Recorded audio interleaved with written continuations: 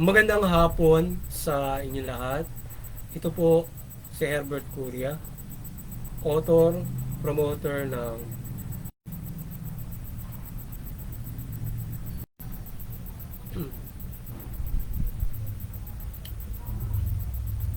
Magandang hapon sa inyong lahat.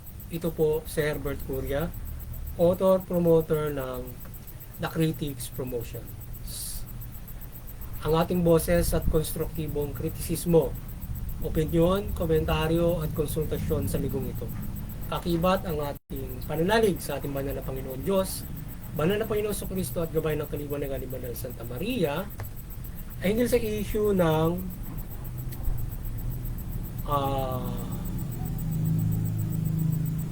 quick destruction of seized drugs to curb recycling schemes, o ito yung ipinapasang batas na HB House Bill number 9668 na for the Prompt Dangerous Drugs Destruction Act of 2023. Ang batas na ito ay napanukala sa Kongreso ni Representative Barbers, ay nais na maipasa para masira agad ang mga nahuhuling mga droga o dangerous drugs ng mga operatiba natin, particular yung PIDEA na siyang ini-assign dito. Nais nilang ang lahat ng incineration facilities sa bansa ay ma-mandate at ma-manage na magamit sa kinauukulan, na magamit ang ikinauukulan para ma-destroy ang mga nasabing mga drogang nasisis ng ating mga operatives. At yan yung nais ng panukalang batas na ito, para di umano ito magamit muli noong mga tiwali sa ating authority, kagaya halimbawa ng mga iba't ibang nahihikayat na ito ay muling i-recycle ng mga operatibang umaabuso sa tungkulin.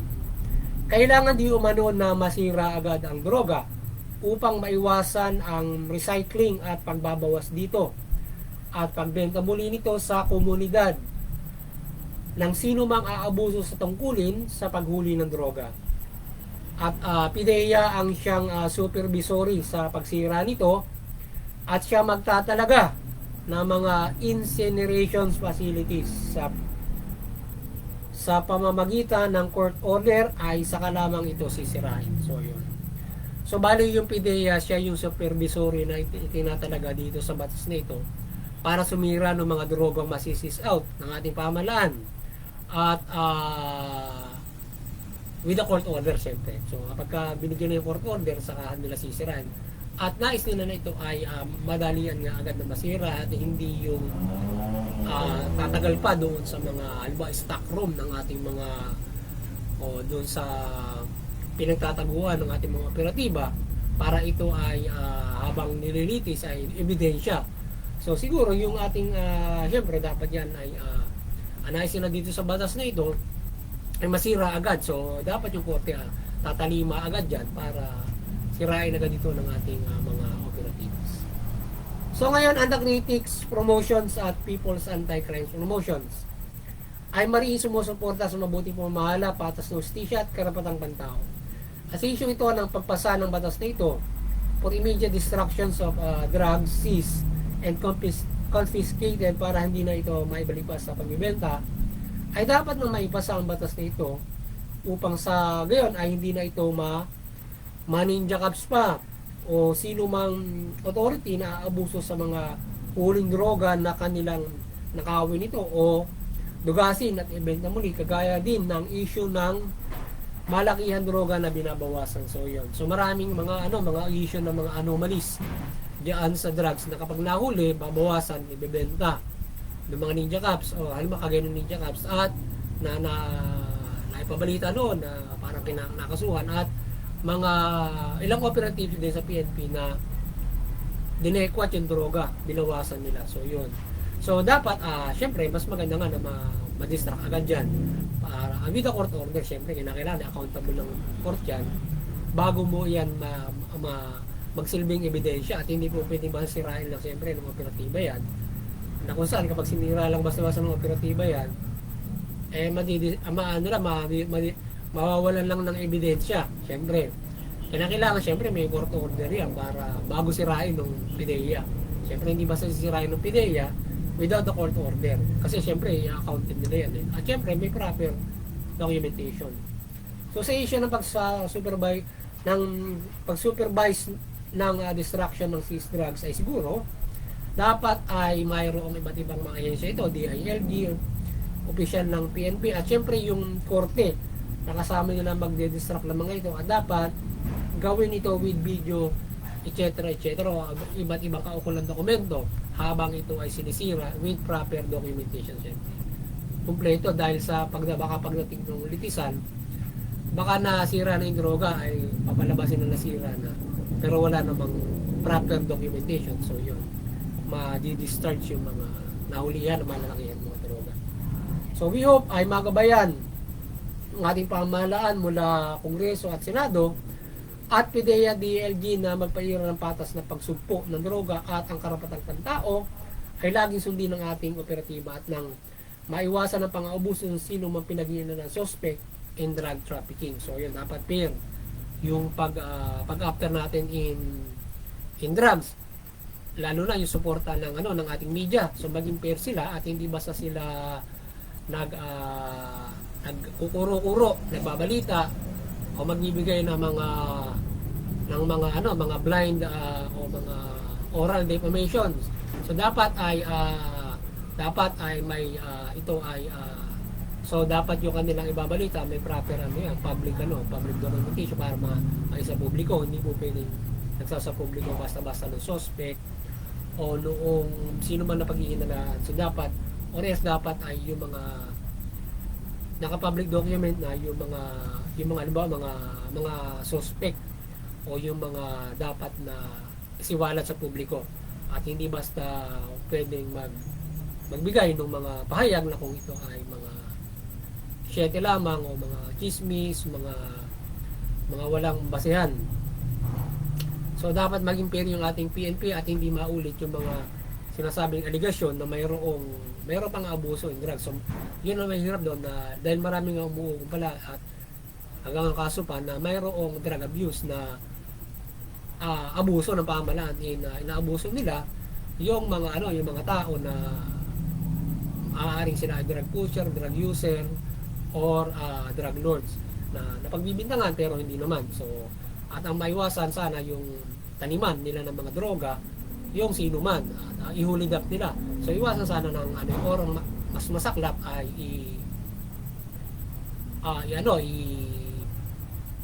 i-salvage pa yung mga halimbawa kanilang ihulid up. Sana hindi ganon. At even halimbawa na paghihinalaan nila na ganon sila, hindi sila basta-basta kanilang set up yung mga yon para maipakulong nila or kanilang patayin. So hindi dapat ganoon. Dapat may tungkulan talagang mga dapat na legitimate and accountable na paghuli. Ano ba, yung mga bypass yan, yung pag-grade. Pero ngayon dapat syempre yung mga ganyan, dapat yung may mga body cam, may mga kasamang iba't ibang mga ahensya. Kung tutusin, dapat may media pa para madokumentuhan din yung kanilang ginagawa kung ito ay maaaring magtanim o hindi. Unfair, syempre. So yun kasi yung problema ngayon, dahil marami yung nasabi nga na nasa-set up at nasa salvage para ng ating PNP. Hindi lang naman sa droga sa iba't ibang mga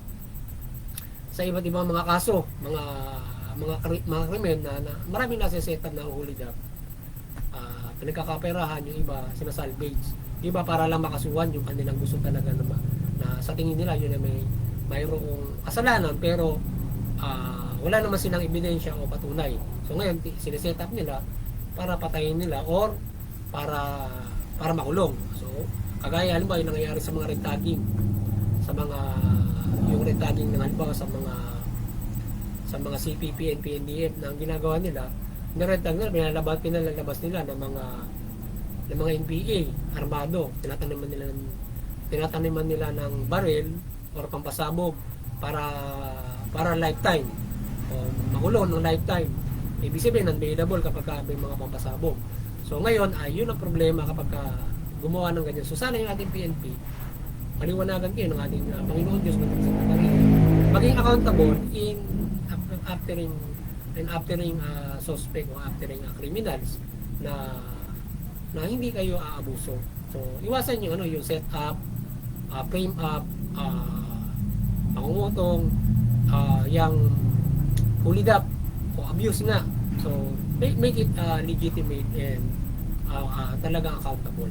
At syempre, gumagawa nga ng mga maraan yung ating pamahalaan para maging may supporting na mga technology and other moves o hakbangin para suportahan yung accountability ng ating pulisan sa paghuli ng mga kriminal. Halimbawa, yung body cam, yung mayroong kaakibat ng mga media, yan. At sila ay agad ay halimbawa, yung halimbawa ang Commission on Human Rights, kung meron silang napatay na naiimbestigahan agad, napapatawag para matingnan nila kung yun ay legitimate or not yung ginawa ng pulis. Kung mayroong halimbawa isang operasyon, mayroong namatay or whatsoever, mayroong mga ganung mga bagay. So dapat ay nabibigyan ng kaukulang mga added documents para doon sa accountability ng ating PNP. Hindi basta yung credibility ng ating PNP na hinuli siya na ganun on the halimbawa act of crimes or with search warrant o arrest warrant ay meron pang iba pang mga bagay. So yun. So, sana ay maging accountable ng ating PNP. Huwag silang mabuso sa tungkulin. Hindi naman makatutulong yung pang-abuso para masumpo yung kriminal, kundi nakadadagdag lamang ito ng krimen at makapaglalagay din sa kanila sa peligro na sila ay matanggal sa trabaho at mapatunayan na matanggal sila sa trabaho at sila ay maparusahan, makulong pa. Siyempre yung setup, habang buhay, di ba? Pinalalabas mo, drug pusher yung isang tao, sinetapan mo ng isang sakong drugs. Kapag balik sa'yo, set up, di ba? Di habang buhay ng gulong, tanggal ka na sa serbisyo, wala ka ng kaya iwasan, kahit man lamang isang drug user. So wag nating wag basta yung ating pamahalaan. Ako sa abusuhin mo drug user yung isang tao, halimbawa ganun. Palalabasin mo drug user, tapos hindi naman. So sinisira mo yung buhay niya, hindi yung droga sumira sa buhay niya. Ikaw, yung gobyerno. Kasi pinagbintangan mo, hindi puro chismis, dapat nahuhuli mo sila doon sa halimbawa pot session. Nahuli mo sa pot session, yun, malinaw na may ebidensya, drug user siya. So may karampatan yung ating batas na ipaparusa.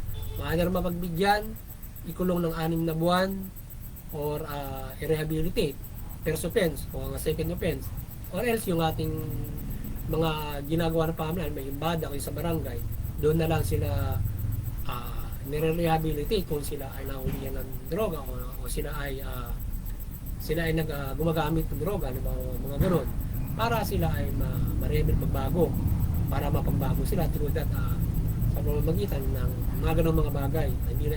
Hindi na doon sa mismong rehabilitation center kung ano. So ngayon, dali nga sa kung paulit-ulit na nahuhuli, so dapat yun ay mga ganun. Halimbawa, kung first offense, patawad muna, or barangay, maglilinis ka ng buong barangay, mga ganun. For the second offense mo, i-rehabilitate ka ng mga tipong ganun. Doon sa batas yata natin sa first offense, rehab ka na, or dati nung pwedeng patawad, sumunod 6 months imprisonment and then rehabilitate. Parang ngayon, isang huli, rehab ka agad. So ngayon, may mga ibang programa yung gobyerno na ginagawa dyan para yung mga nahuling drug user ay doon kasasalang na mga bagay. Pero sana maiwasan yung aabusuhin mo yung sino man by chismis, siya drug user, di ba? Dapat kinakailangan may kaukulang ebidensya. O halimbawa, urine sample, yung mga ganun, or nahuli mo sa akto kasi yung urine sample labag sa karapatan yata kung pagbibintangan mo, paiihi mo So kinakailangan sa akto mahuhuli mo.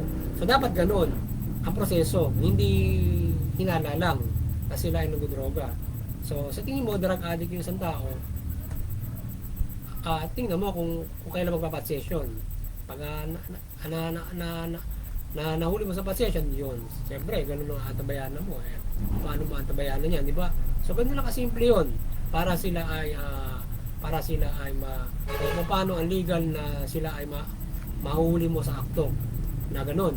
At maisumbong siya. Pero kung by chismis, sinisiraan ng kapitbahay, sinisiraan ito, gaganon mo. So, nalalagay sa pelikula, sinisira mo yung buhay ng tao. So, paninirang puri, lumalabas, set up, lalo na kung iuhuli ka. So, yan. So, sana ay huwag mabusin yung ating PNP in aftering crimes, particular drugs, at iba't ibang mga kriminalidad.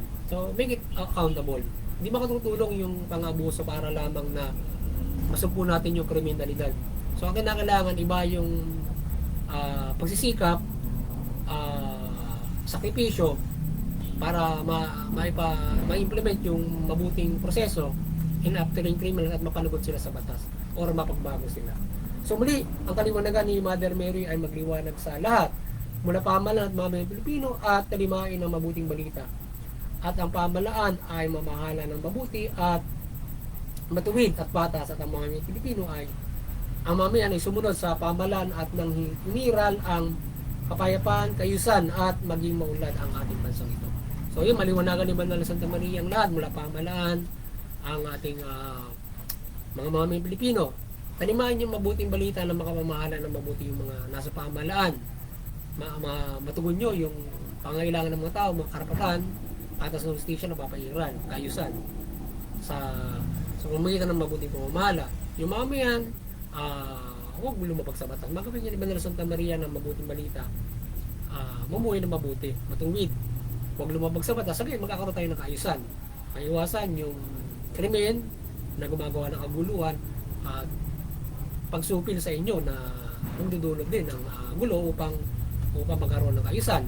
So ngayon ay lalo na kung maglalabanan, di ba? Yan ang mabigat dyan. So kaya iwasan yung krimen para iwasan ng kaguluhan at umiral yung kapayapaan. At siyempre, kaunlaran. Yun lang. At muli, sana nakapagsabosin naman ang The Critics Promotions ng konstruktibo kritismo. Opinion, komentaryo at konsultasyon sa linggo ito. Magandang hapon sa inyo lahat at